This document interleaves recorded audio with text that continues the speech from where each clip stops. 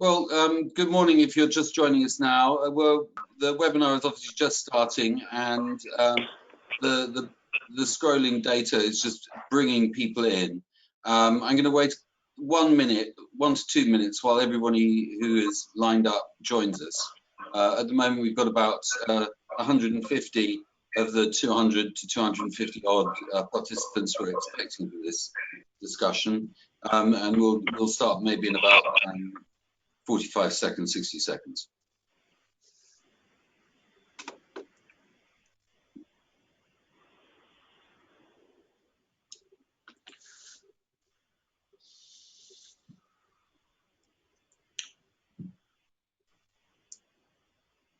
Okay, well, look,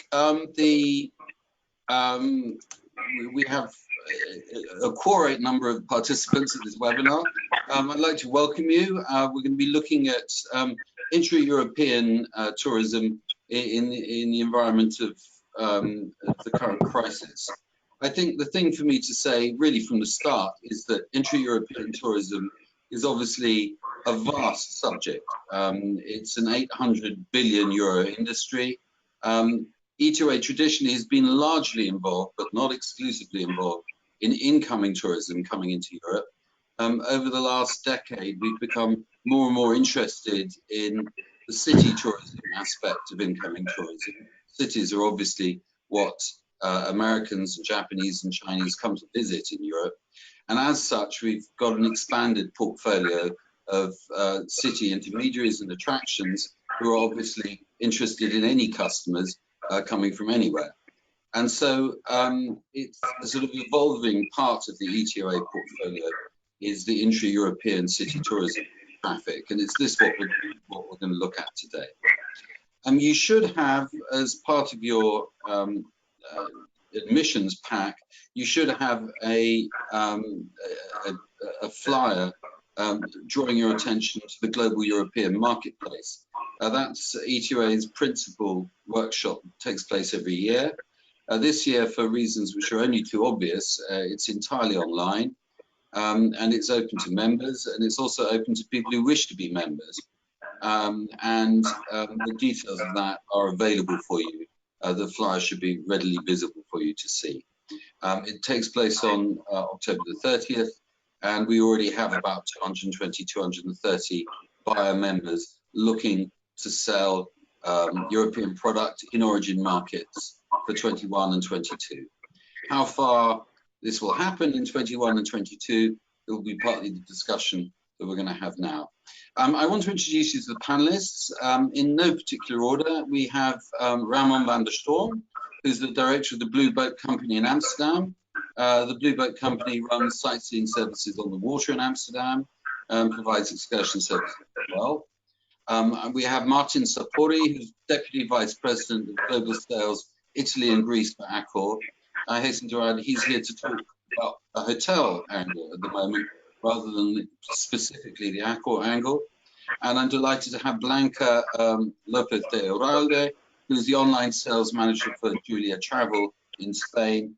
Before she joined Julia Travel, she was director of TripAdvisor Viator for EMEA, and for a while also specializing in attraction tickets. So Blanca has a deep knowledge of the FIT market in Europe as well. And as a disembodied voice, we have Karin, who's a director of the Tour Partner Group, which is a large conglomerate based largely in Germany. It's quite a formidable panel, and I'm absolutely delighted to have them all here. I'm actually going to start off by asking everyone to introduce themselves. Correct me if I've made a mistake in the description of what you do, and also just say roughly what you think the situation has been like in 2020. I hasten to add the purpose of this webinar is not to discuss the nature of the mess we find ourselves in, but how we might find our way out of the mess that we find ourselves in. But in order to find our way out of the mess, it might have a reasonable idea of an indication of where we are at the moment. Ramon, do you want to start? Yes, I will. Well, good morning, everyone, in the first place. Well, situation in Amsterdam is rather bad at the moment, and I think so is most of the big cities. The year was quite catastrophic for us since in the main season, which is the flower season. Everyone was closed. We reopened in June. July, August went particularly well, about 25% of normal turnover. And then in September, we were declared a red area by the Belgium and German government, and that's when actually, well, then the season was over. There's hardly anyone in the city. Hotels are empty or even closed. Everyone is running about a 5% to 10% of normal turnover. So yeah, a pretty serious business at the moment. Okay, thank you. I might just say to the other panelists, if you're not speaking, it might be an idea to mute yourselves because we're getting a little bit of background interference here. Martin, what is the situation in your area? Let's say from an hotelier perspective, I think that an easy comment is to say that this year is quite an unprecedented year. We have no historical data about such a big change within the industry in terms of trend, in terms of mindset, also of the customers.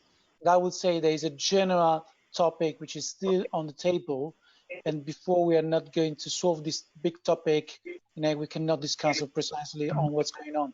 But Europe, from an hotelier perspective, were a very tough year because we experienced, especially before during the crisis, the large part of the hotel portfolio was closing, and actually we also found that it's quite easy to close in hotel is even more complicated to open in hotels, to reopen in hotel.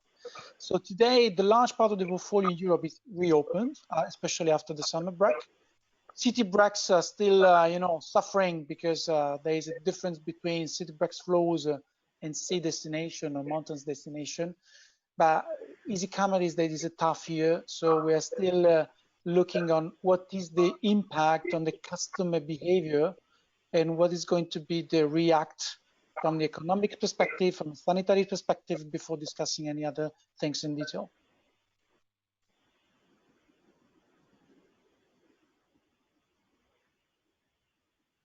I beg your pardon, I'd forgotten I'd muted myself. Blanca, what is the position in Spain? Well, the situation in Spain at the moment is quite complicated, to say the least. In Madrid, currently we are under lockdown, so obviously we are unable to run any tours there. We fear that other cities may follow. There are many restrictions in Spain currently. They really vary per region, and they evolve very quickly as the numbers of COVID go up or down.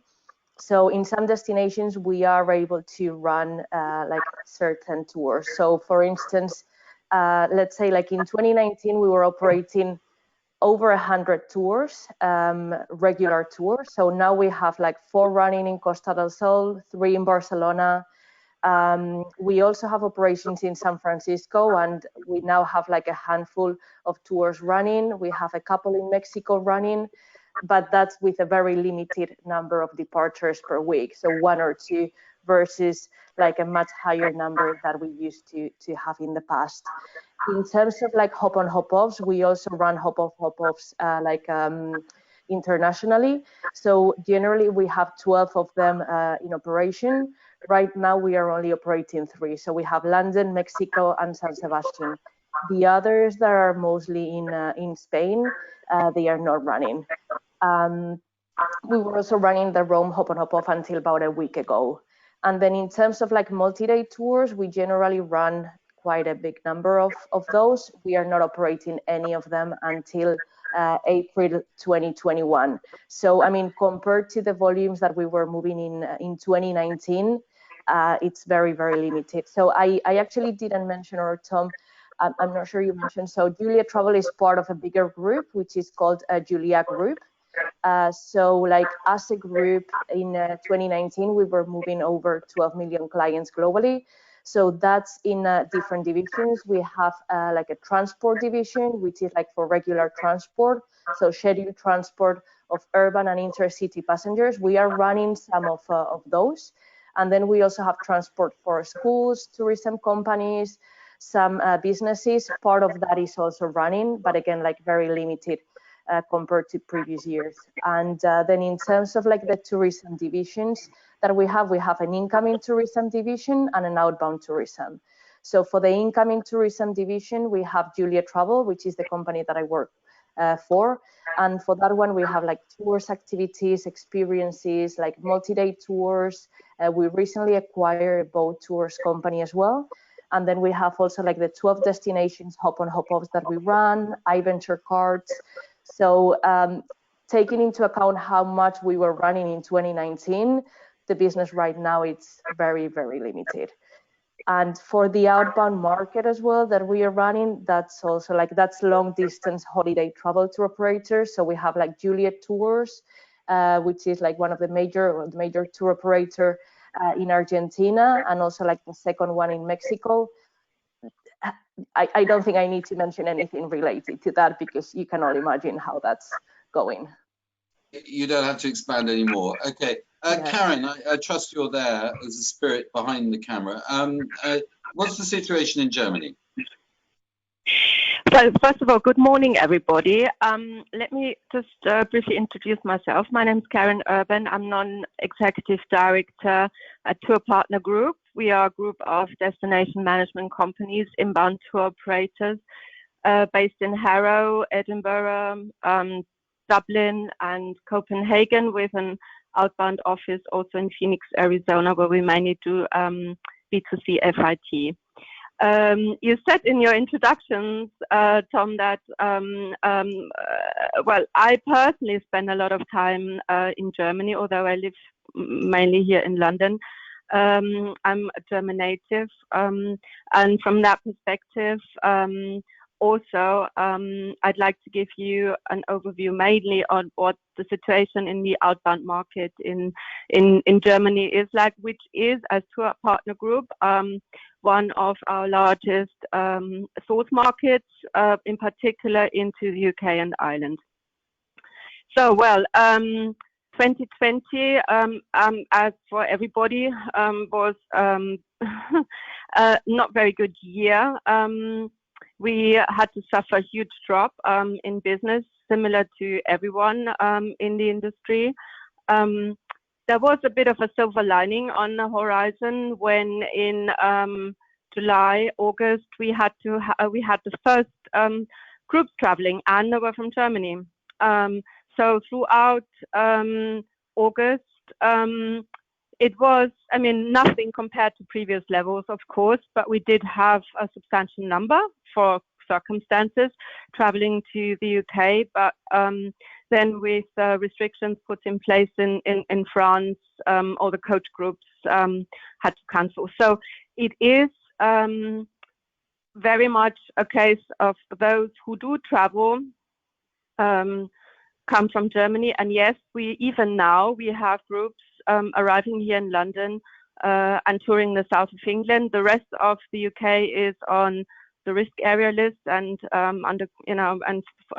everyone going to Scotland, for example, is forced to quarantine in Germany. But what I've seen in Germany while I was there, and I had to spend lockdown there, the 4 months, is that the Germans seem to have adapted a kind of keep calm and carry on strategy. So the willingness to travel, is there, and Germans do travel unless a country or destination is classified as riskless. So there is, I can see, first signs of confidence, but of course through border restrictions and quarantine restrictions, that has come to a halt. So compared to some other source markets, I feel that the German source market seems to be coping better.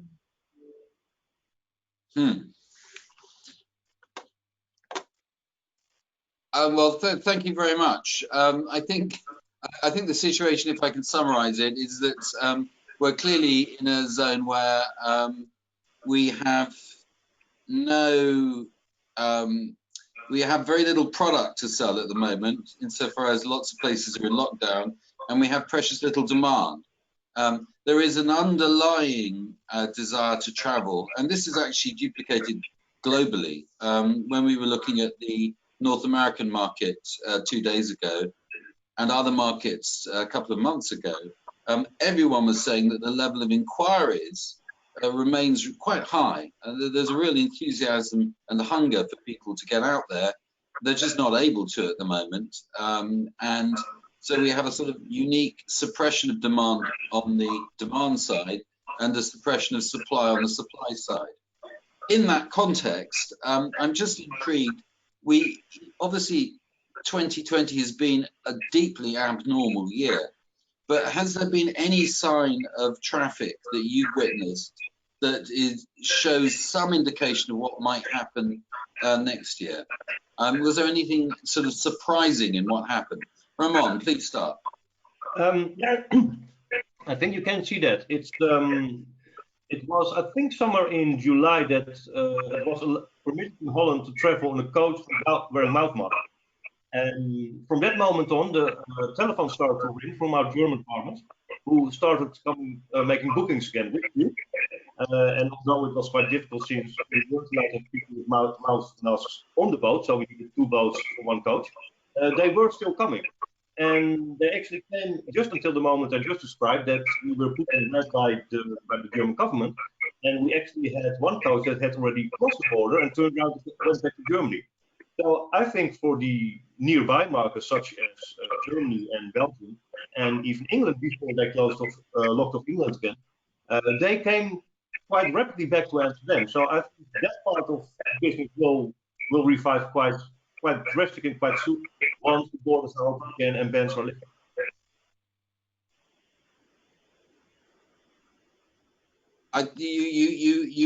Your sound went a bit funny there, I have to say, Ramon, but insofar as I understood it, you were saying that you were surprised at the number of bookings you were receiving from Germany. Is that correct?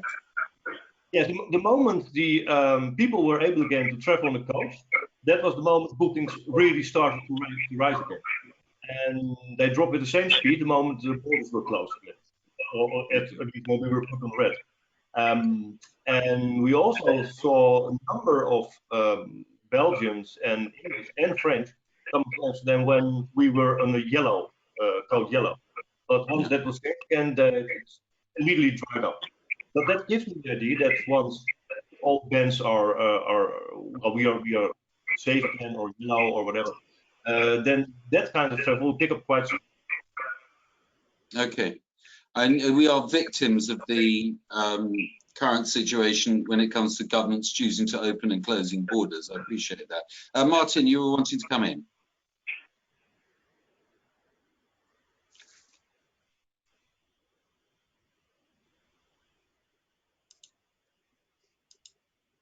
You're on mute, I'm afraid. No, you're on now. No, okay. So thanks for the question. I think from a European, purely European perspective, I'm talking about. I think there are 2 steps in the 2020, according to our experience as hotelier. There's the first phase of the rebounds, or let's call it rebounds. I thought it's still a complex situation, but during the summer, when it was July and August, we started to see some flows within also Europe and the different countries. Especially if you take the example of France, France seems to be recovering better than any other countries in Europe, especially in terms of leisure flows. Belgium is another example, I would say, while for Germany, Austria, the leisure business were reactivated, but more on domestically.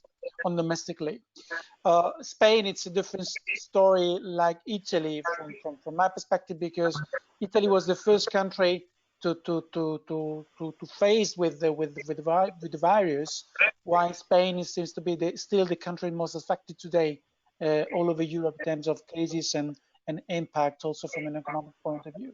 So I think that the first step was during the summer, because at least people, after a 6-month period of confinement, they wanted to travel. So I fully agree with you to what you said at the beginning, that there is clearly an intent and desire to travel again. This is there.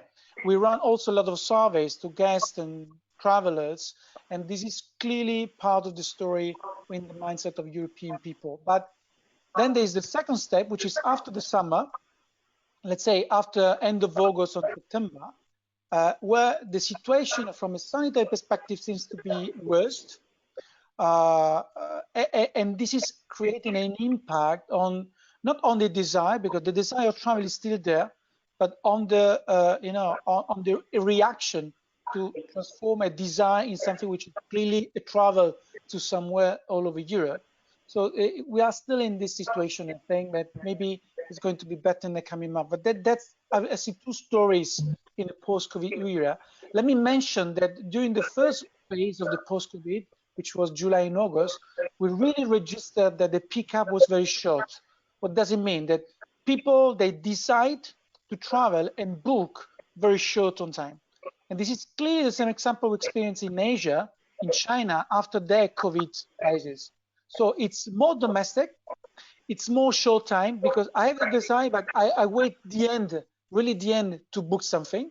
And this is not helping us because we are not able to plan. Today, for an hotel, it's very tricky to plan a forecast on the next week, imagine for the next year. And this is really something which is impacting us. Other point, I think it's intra-Europe flows, which are highly depending on the traffic of the transportations. The schedule of flights is really still unstable. We have all the legacy airline companies which are still, facing economic crisis and economic issues, because airlines is basically a capital-intensive business. So if you're not getting revenue, you need to pay the salary of the people, and of course the leasing of the aircraft. This is creating an issue. I think that in the travel industry, airlines is the most affected filière, business. And travels within Europe are highly affected by the schedule of the flights. And we experienced also in August and September that some companies suddenly canceling the flights. But that's another point about uncertainty, because people maybe they book the flight way back, and the company is canceling the flight one day before, with no real possibility to convert the booking in another airline company.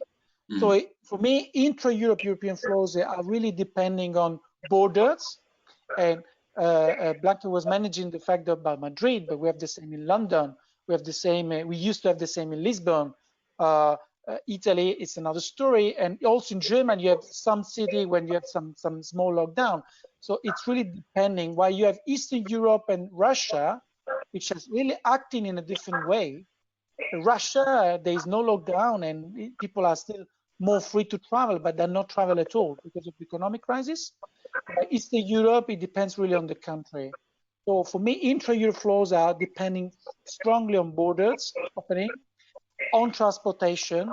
But the good point, I think, for all of us is that there is a strong desire to travel. So as soon as the situation is going to getting better, there will be a rebound in travel. This is for sure. Karin, have you got an angle on this? Well, I see 2021 very much as a kind of transition year. That's a nicer way of saying there are lots of uncertainties, which it's a challenge to plan for.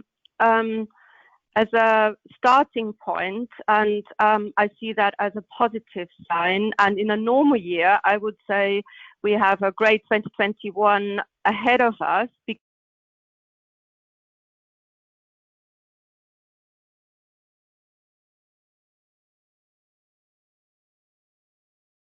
I think Karin's just dropped off. It's almost worth leaving that statement hanging in the air, which she said that in a normal year we have a great 2021 ahead of us.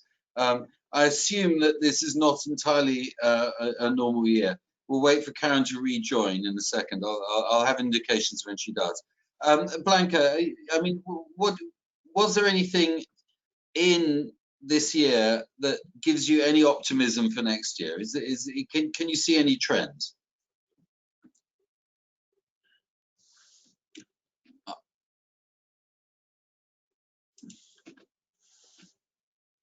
Oh, now you're silent too. Now, yeah, can you hear me now? Yes. Sorry. Yeah, there is actually a bit of optimism for next year. So, I mean, we've been in the last few months, we've been speaking like very frequently with our OTAs and tour operator partners to hear like feedback in terms of like trends from them as well, and try to adapt a little bit our product portfolio to see what customers are looking for, what things have changed, and what we can do to adapt. So one of the things we've been doing is like traditionally, like for multi-day tours, we used to run like 2 different like segments, let's say like tailor-made itineraries, which are really focused on the English-speaking markets, and they are like high-end tailor-made series, like in exclusivity for certain tour operators. So some examples could be like for Australia, like APT, Botanica, for USA Premier Travel, or like for Canada, Indus. And like we're continuing to run those like next year. And then in terms of like scheduled regular itineraries, this is the big change for us for 2021. So after hearing their feedback, we've decided not just to run like the regular, like very affordable multi-day tours that we used to, like group tours that we used to run before, but we've heard the feedback that there is more request for like small group tours, private tours. So what we've done is taken the best-selling regular multi-day tours and made the option for customers to book them in private. So the idea is that they can depart the same days they have, but they have like a private experience for them. So in terms of COVID, that can assure some passengers that there won't, if they are scared about like about COVID, there won't be in contact with as many customers as in a bigger group. Then we also have like an intermediate like version new for 2021, which is like FIT, like city breaks. So they are semi-private, they are fixed itineraries, and they can be adjusted. So they have part of their services are in private, and they have the option also to do like some of the regular day tours with a regular group. So we think those will be like they will be quite popular for next year. And we also have like a new like premium multi-day tours, like in English only, of a maximum of 25 people with guaranteed departures. And we actually, at this point, we've done quite a big push on those, and we did get quite a few advanced bookings for those, which is quite promising. Obviously, like all the the flights need to operate, so customers need to be able to fly next year for coming to Europe. But I mean, there is, as like Ramon and Martin were saying, there is hope. There is like customers want to travel. They still want to travel. So the interest is there, and we are seeing that with a few advanced bookings. That's mainly for multi-day tours. For regular tours, the advanced bookings are not really there. So for regular day trips, there is not much movement now in terms of advanced bookings. There is much more of a trend for like flexibility, last minute planning, because it's very easy to book just either in destination on the spot, or you can book the previous day. People are leaving that and they are requesting that flexibility. Thank you, Aaron. Thank you, Blanca. I think the situation is so fluid at the moment. It's ridiculous, with nation states more or less taking control of the situation and trying to address their own populations and try and reassuring their own populations by introducing restrictions. And tourism, I'm afraid, in such an environment is a very, very long priority, lost in the distance. One thing I would say to the people listening in, attending the webinar, we do have a question feature where you can pose questions to us and the panelists. Please use it. The only person who's posed a question, it wasn't really a question, it's more of a statement. It's just said pandemania with an exclamation mark at the end of it. But I mean, these are the things that we face. Karin, I don't know if you're still there or been able to rejoin us, but do you think I mean, this is more of a political question rather than a commercial question, but I'm just thinking, and it's ironic I'm posing this to someone sitting in the United Kingdom, but do you think the European Union really should be turning around to the nation states of Europe and saying, for goodness sake, coordinate what you're doing? Everybody's doing everything at a different rate. And from a tourism point of view, we suddenly find ourselves in a command economy. It is governments turning around and saying, you can be in business, you're going to go out of business. We're going to allow you to function, you are going to suffer. And would it be a good idea for the European Union actually to step in and say, look, could we have some really consistent and systematic way by which we can judge something occurring? It's a question to Ramon. I'm not allowed to comment anymore for obvious reasons. No, it's I think it's the only obvious, the only option we have. I mean, at this very moment, it's almost incredible difficult to make a difference between all the different rules in Holland itself.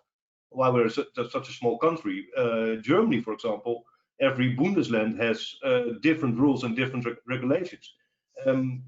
For the moment, France has the same story. So it's awfully difficult, if not impossible, to go anywhere at the moment before you know what's going to happen. And when something is happening, it's quite dramatic. A friend of mine, for example, is working as a tour operator, and he had several clients in Germany when Holland was declared a red area in Germany, and people were literally kicked out of their hotels. So once there is no real one policy in it in itself, it's quite impossible to make it to a tourist or a journey anyway. So No, yes, there's need for a policy. If I may, I think, you know, I'm not really normally, you know, able to answer to political question because I'm more commercial, on a commercial side. But let me say something on that. I think it's clearly, as Ramon once said, this is just another confirmation that it's quite complex to put all European countries together and make sure they go in one direction, especially if we consider that also within the countries there is different rules by regions or by city most of the times.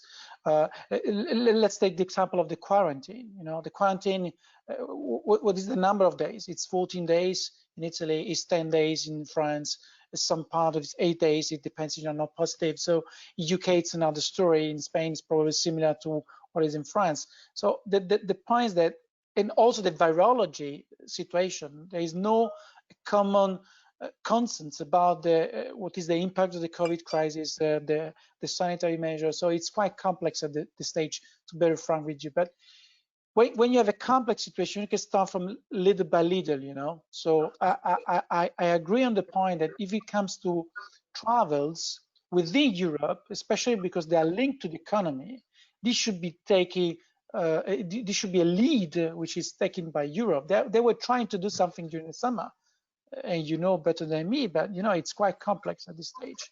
For me, the other point is to make sure that people they know clearly what is the state of the art of transportations, where you have probably more European approach is more easy to say, because transportation is key for leisure. And Blanca will say it very clearly, if you don't have the possibility to travel to another countries, there is no discussion that you can accommodate yourself in an hotel. The other point is about the clients changes, which is still there. There is a client behavior which is changing. I give you an example. We have 88% of the clients which we which interviewed that they want to choose an hotel instead of an apartment.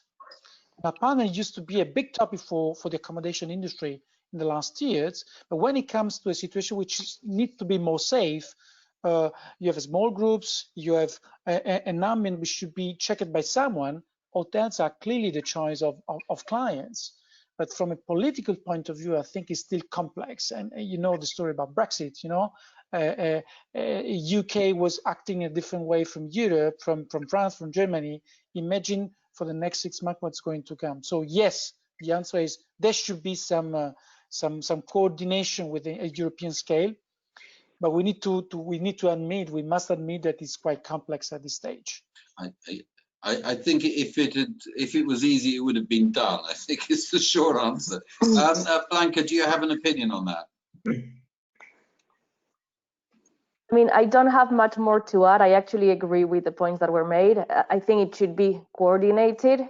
And I think, especially in terms of like information and communication, because the rules or regulations are very different in each country, customers are very confused as well. They have no idea if they want to travel to one country or another, what to expect.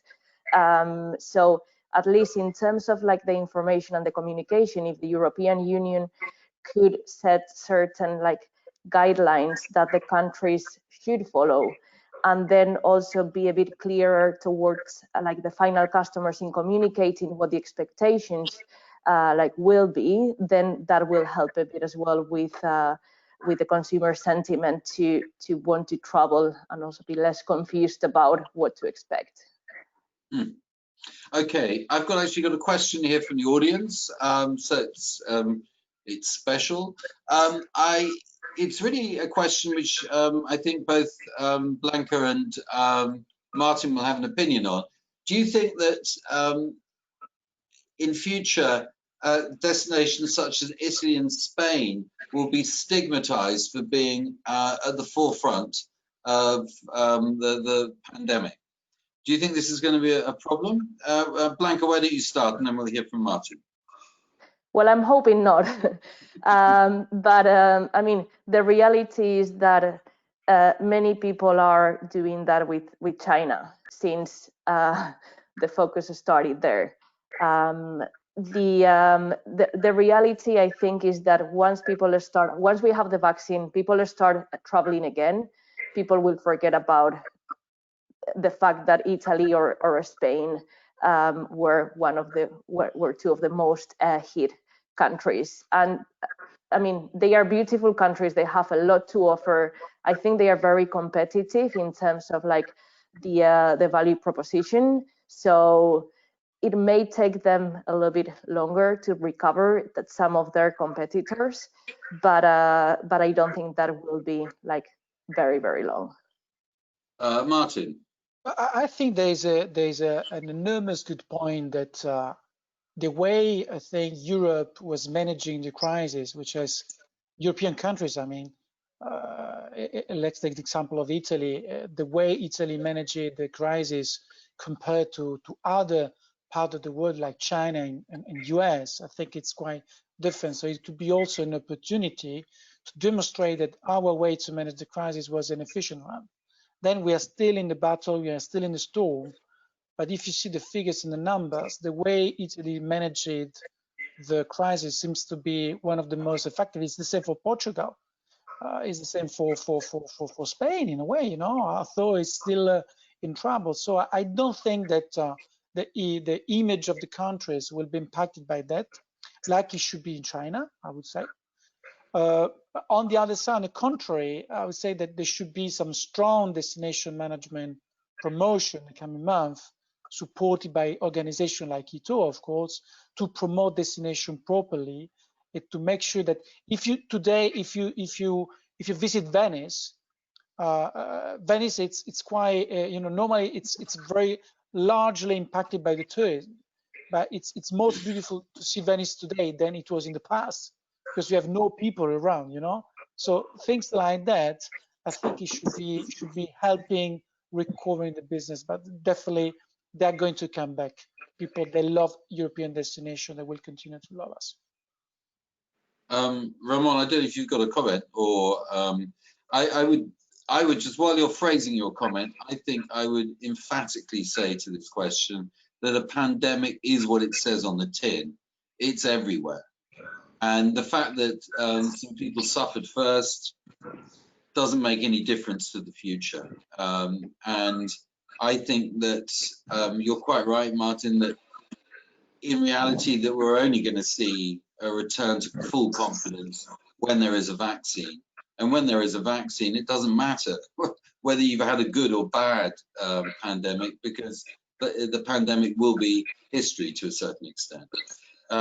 But I think what's raging at the moment really is problematic, because, as you've alluded to, the situation changes from day to day, not week to week, and the hotspots suddenly pop up. Ramona, that was my intervention, which was slightly ex cathedra. Do you want to say anything?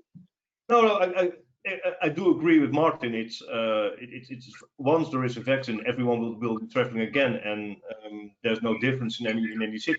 But of course, there should be some support from I think local governments and well, for example, NBTC in our case, to restart travel again. And as we know, well, Martin mentioned Venice, and we have basically the same discussion here in Amsterdam, that there's over tourism, for much as it's worth, which isn't the case at the moment, by the way.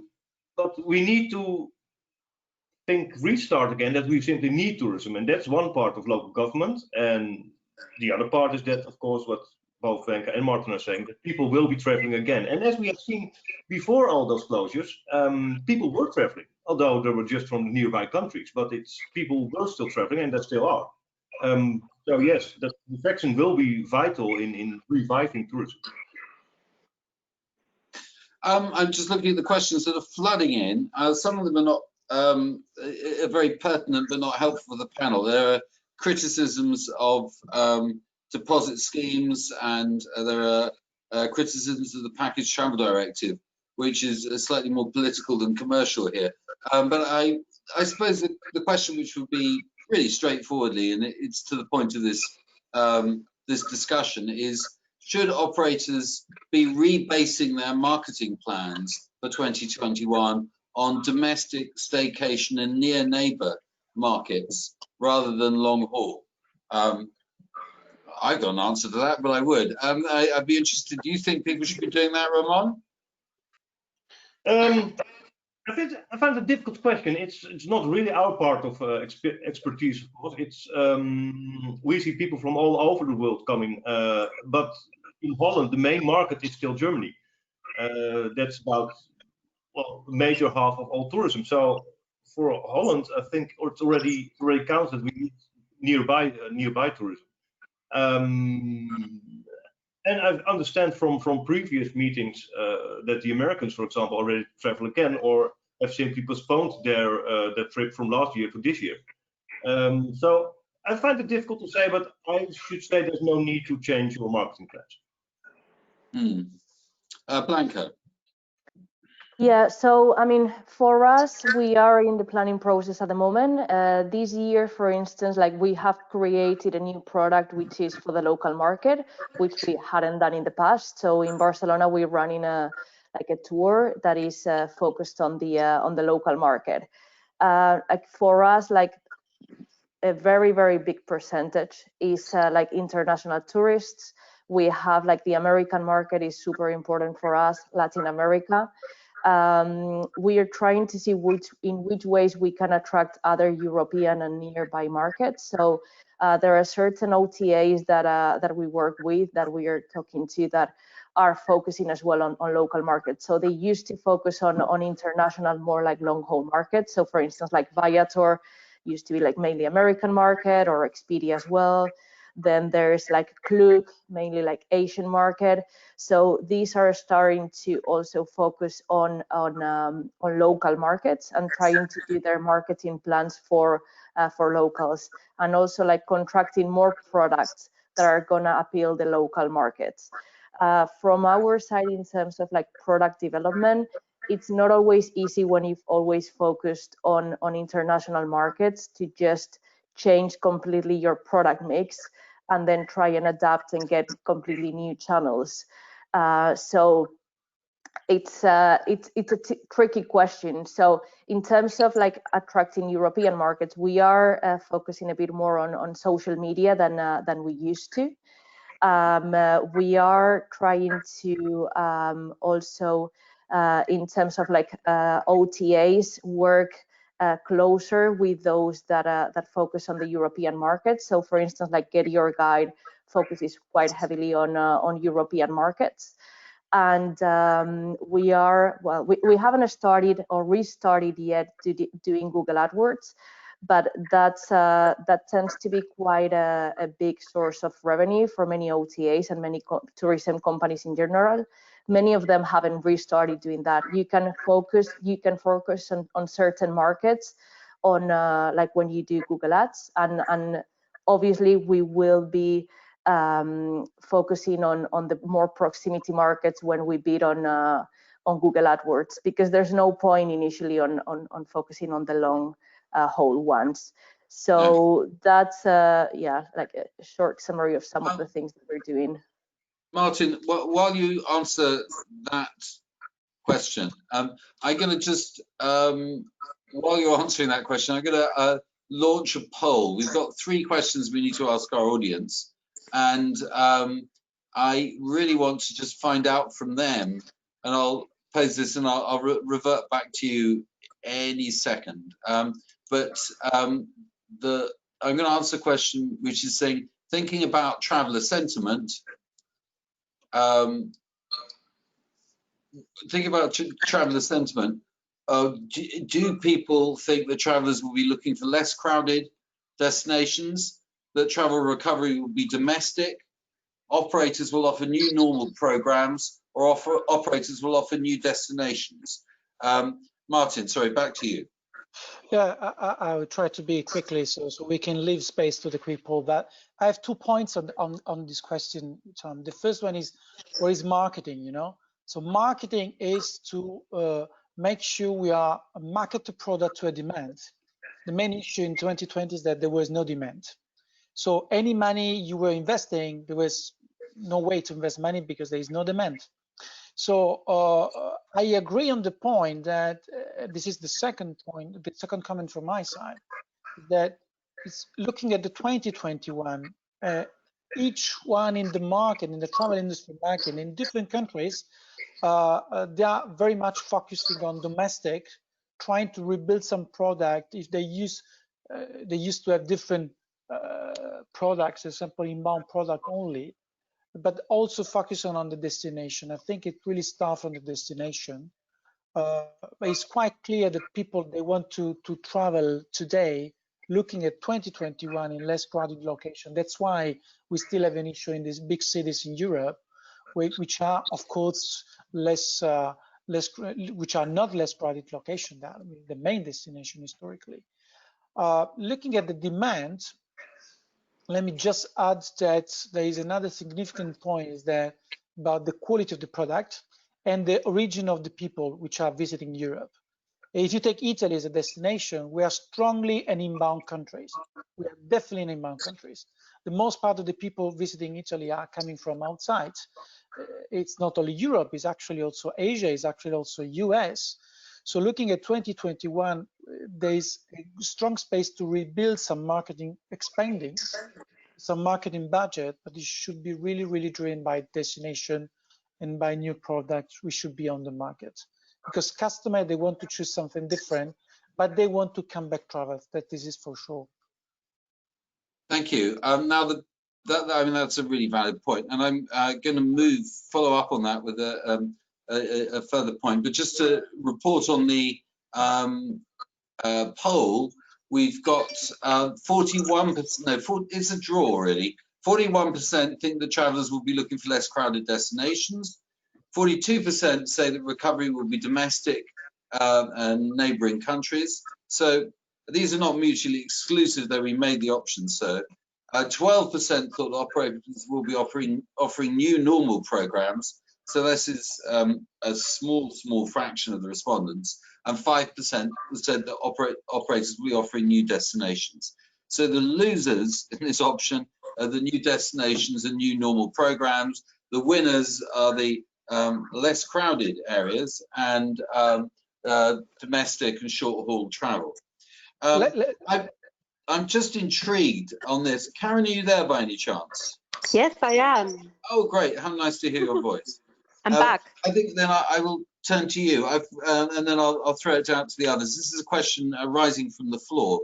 Do you think there are a number of protocols out there, and obviously hotels particularly are adopting safety programs for travellers? I mean, there is a ETOA's own Tour Safe program, which we developed with USTOA and the Canadian Tour Operators Association, which aims to provide a secure environment for people on tour. And I know that hotels have got very elaborate safety procedures. Do you think these are going to be a big factor in people's decision to travel next year, or do you think what they're really going to be looking for is the availability, the experience, and the price? It's a binary question. Which of the two would you choose? Well, talking as a German, I would certainly say hygiene protocols are extremely important. To a certain extent, they always were, and now we live in a different world and they have a completely different meaning.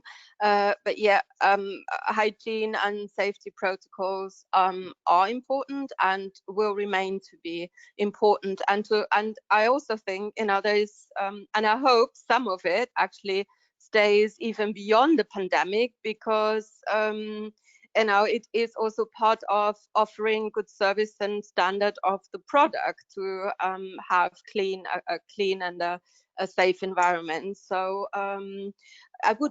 you could even see that's a positive development. Availability, I think, comes next, and price is, I mean, value for money, but I think the value point will be more important, as it has become more important over the past years for group business in particular. Yeah, so that would be, so it's not necessarily with groups in particular, not necessarily always price driven. The mix is a slightly different one right now, and hygiene and safety protocols will stay for the time being, and they have to, and they would, because that was also, you know, some people ask, is it kind of helping or hindering?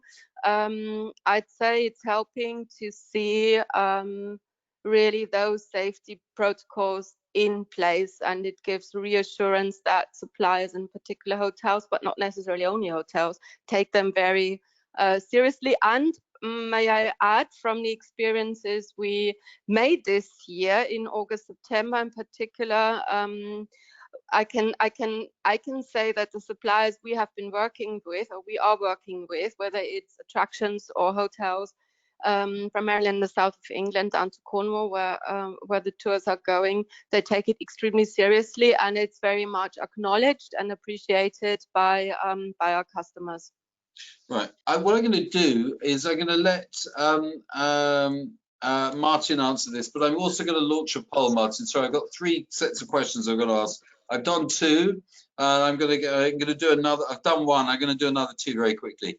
While you're answering that question, the question for you is it going to be safety and cleanliness protocols, or is it going to be the experience, the availability, and the price? While you're pondering on that, I'm going to ask the audience, have you noticed changing product interests or requirements from clients? Have you noticed anything? No change. Clients are seeking new health and safety. Clients are seeking different products, destinations. Clients are seeking products away from cities. Clients are more interested in small groups. While they're answering that question, I'd be interested to hear your opinion on cleanliness versus mammon. Let me say something, because we also have a very good relationship with our clients, our final clients, actually, so guests who are sleeping in our hotels, and we ask the same to them. Today, back to the Karin's point, sanitary measures are taken very seriously by hotels. There is a further step, which is the certification, an external certification of the sanitary measures. And Accor is doing this by far.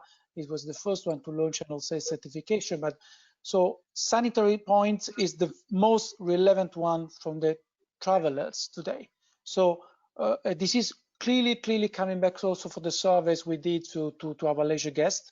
So first, very important is the strict sanitation and safety standards. Then there is the flexibility of the price of the product. To not have more fees because of the cost of the sanitary measures, to have the possibility to cancel in a very short time. And pricing is really at a later stage. But let me tell you that then there is the market. And if you have a market where there is a lot of hotels, a lot of capacity available to the travelers, and then there is a very slow demand, this is creating an impact on pricing in the future. That's for sure, especially in the short time. But I think that today for travel, its aim is to back to travel. First is safety, second is flexibility, and honestly, price is coming after. Okay, thank you. I'm going to ask Blanca and then Ramon. Please be very quick because I've got one more important question to ask the entire panel. So, Blanca, is it going to be safety or is it going to be experience? I think they go both in parallel. So safety is going to be a must. If there's no safety or at least a sense of safety, then it's not going to happen. I think that's that's my opinion, and I agree entirely with what Martin was saying. I think Martin put it very well. Ramon.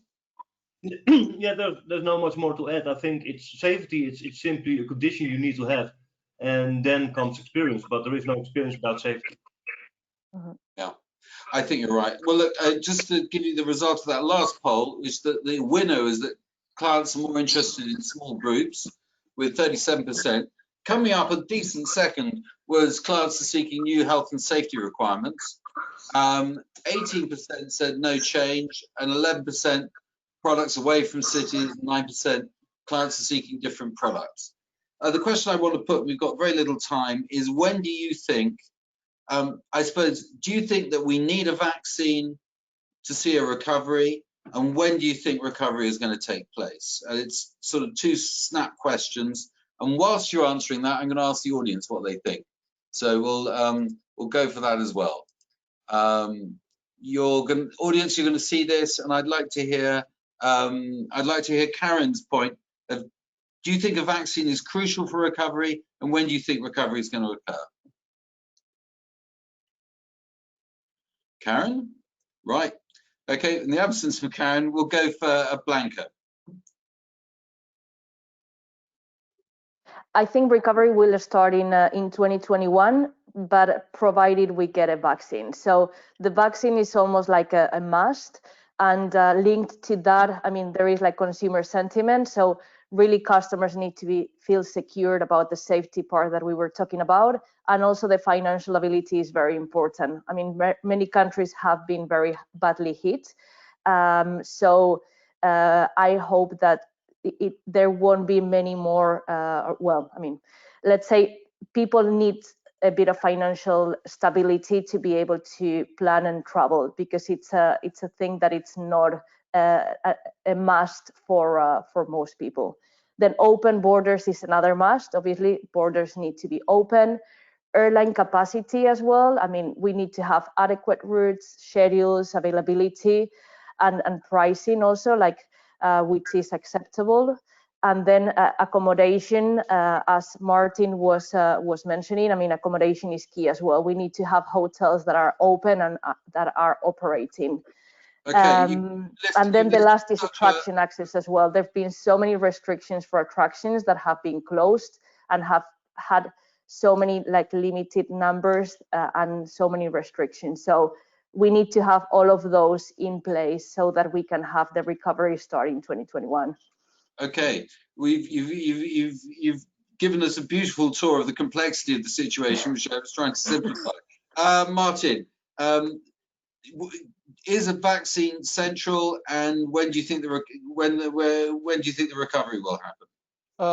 Very quickly, for me, my answer is from more on the communication and marketing perspective than in a sanitary perspective. We need a vaccine because of the over media campaign about the vaccine, more than the sanitary part, because I know it's better vaccine or there is some pharma activity that they can do to solve the issue from of the COVID. But you know, vaccine is a message to the market that we are finally safe, we are finally everything is going to be ended. And when, I think it really depending on when the vaccine is going to be done, or the communication that everything is solved is going to be done, should be not before second half of 2021 and for full recovery from 2022. But it will be a very strong recovery, very strong, because as soon as vaccine or everything which is around is going to be solved, people, they want to come back travel. This is for sure. So it should be even more surprising to us say how speed is going to be the recovery as soon as the topic is going to be solved. Thank you. Ramon. Yes, I agree with Martin. It's in Holland you have at Monopoly you have a card that's called verlaten gevangenis zonder te betalen, which means you can leave prison without paying. And the vaccine will be this for all governments. They can't. That's the only way to back out from their measurements and the restrictions now, and they need the vaccine for safety. So that's vital for lifting all bans and all restrictions traveling. And well, when the vaccine will be there, that's difficult to say. Of course, it's rumored that there will be someone this year. Then I think we may have good season starting in March 2021.